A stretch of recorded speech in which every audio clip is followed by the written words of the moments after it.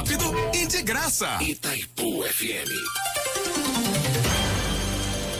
Meio-dia e 22 e mais uma convidada agora aqui no estúdio com a gente. Quem tá por aqui é Michele Ribeiro, psicóloga. Boa tarde, Michele.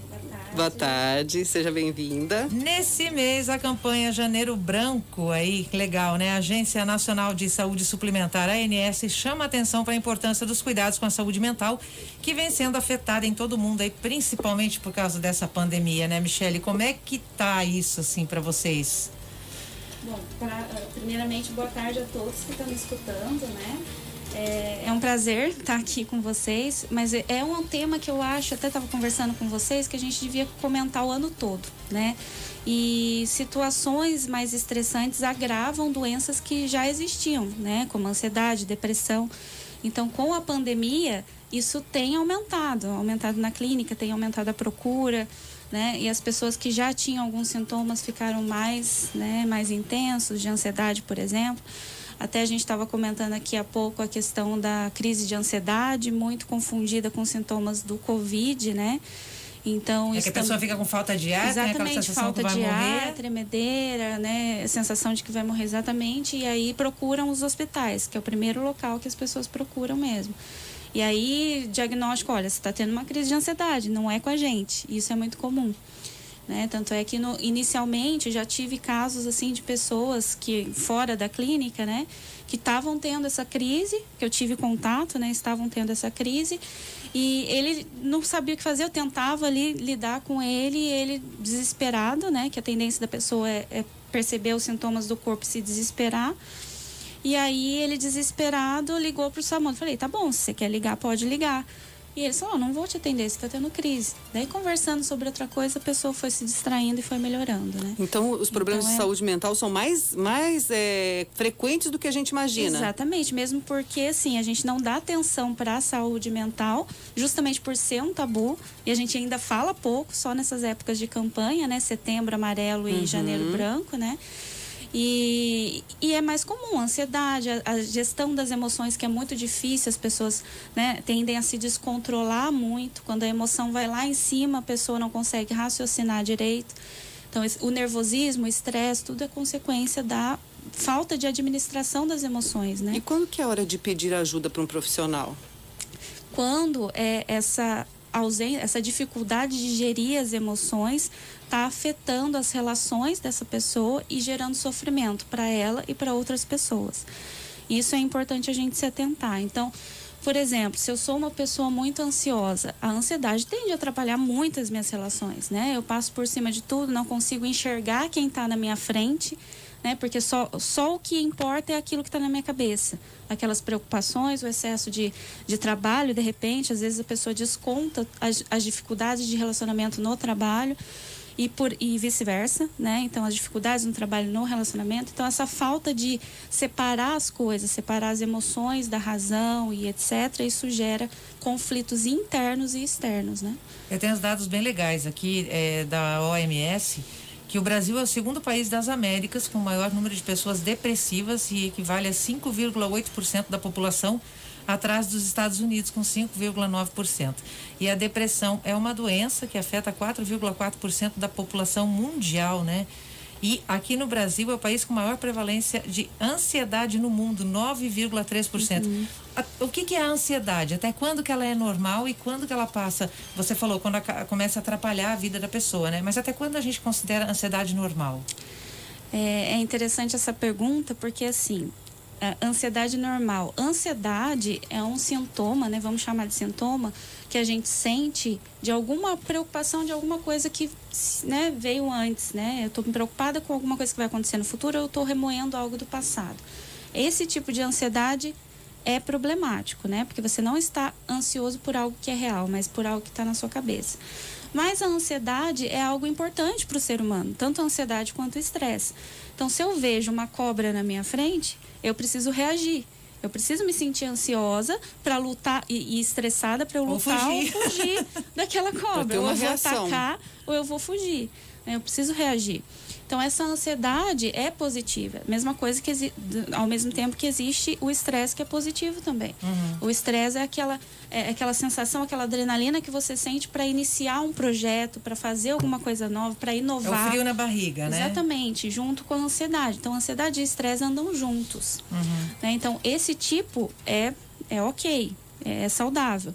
O problema é quando você está tendo essa descarga de adrenalina no seu corpo, que aí entra na fisiologia, né? Excesso de estresse e adrenalina no corpo vai gerar doenças, desde hipertensão até mesmo depressão, uma série de coisas. Então, a depressão e a ansiedade é muito comum a gente encontrar em pessoas. Às vezes chega uma pessoa ansiosa, ela também está entrando num processo depressivo, na clínica também, né? Mas uma, consequentemente, leva a outra ou não? Não. Eu vou só tirar aqui um pouquinho, eu não estou conseguindo. Mas assim, não existe uma relação direta, né, em relação a esse processo. Pode tirar a máscara se você quiser, Michelle. É, porque tá... Mas a gente está com máscara, difícil, então tá tranquilo. Então, assim, não tem uma relação direta, mas é muito comum da gente encontrar. Ansiedade e depressão caminham juntos, né? E nessas duas situações, muitas vezes é preciso ministrar algum tipo de medicamento? Sim, é importante a gente falar disso, porque tem muito preconceito em relação a isso.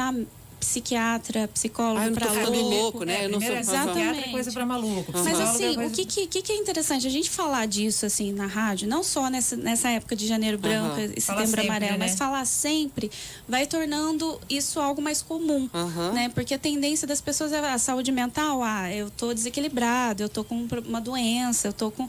Não, a ansiedade, a depressão, a gente pode desenvolver só pelo simples fato da gente não ter um controle, uma gestão dessas emoções, lidar com os nossos relacionamentos, esses relacionamentos nos estressar, a gente não controlar a nossa raiva.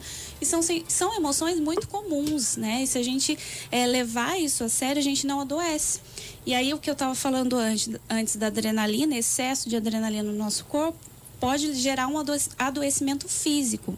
Então, veja, a relação da mente e corpo é muito mais comum do que a gente imagina. Nossa cabeça é muito maluca, né? Isso é muito doido, porque isso reflete dependendo do que você pensa, como que está a sua cabeça, isso reflete completamente no seu corpo, né? De paralisia, de estagnar.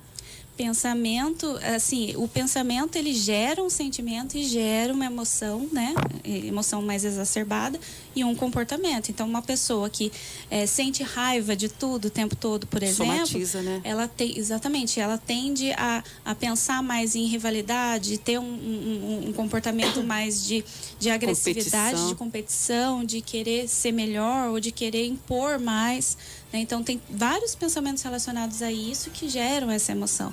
Então, quando a gente fala de psicoterapia, né, ou até atendimento psiquiátrico, né, às vezes a gente precisa da medicação para controlar um pouquinho essas emoções, para a gente conseguir acessar os pensamentos.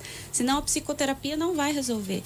E se eu escolho, tem muita gente que fala assim, beleza, eu vou lá, vou num psiquiatra, ou então nem vai no psiquiatra, porque é coisa de louco na cabeça da pessoa. Ela vai num médico. E olha, assim, é muito comum, mais comum do que a gente imagina, qualquer médico que não seja psiquiatra, receitar medicação psiquiátrica. E isso não é legal, isso é equivocado, né? E eu vira e mexe, eu recebo pacientes com receita de remédio psiquiátrico de outros médicos. Que muitas vezes não é indicado e que não é, muitas vezes o remédio não é indicado para aquilo que a pessoa está sentindo. Exatamente. O médico, ele pode receitar? Ok, mas só que ele precisa de um especialista. O especialista se formou, estudou para isso. Né? Então, isso é muito comum. E aí, o que acontece? A pessoa está medicada, fazer psicoterapia para quê? Já acalmei um pouquinho, só que ela se torna dependente do medicamento. Se ela não fizer psicoterapia. Então, às vezes, é necessário a medicação para controlar, por exemplo, a depressão. Mas isso não pode virar um vício. Não pode virar um vício. A depressão, ela tem ocorre o que no organismo da pessoa? Uma queda na serotonina, que é o hormônio do prazer, neurotransmissor do prazer. E aí ela precisa dar uma dose, né, uma carga ali na medicação, às vezes, na maioria das vezes, para ela poder, então, conseguir fazer um atendimento psicoterápico e conseguir mudar os comportamentos, as emoções e ela melhorar.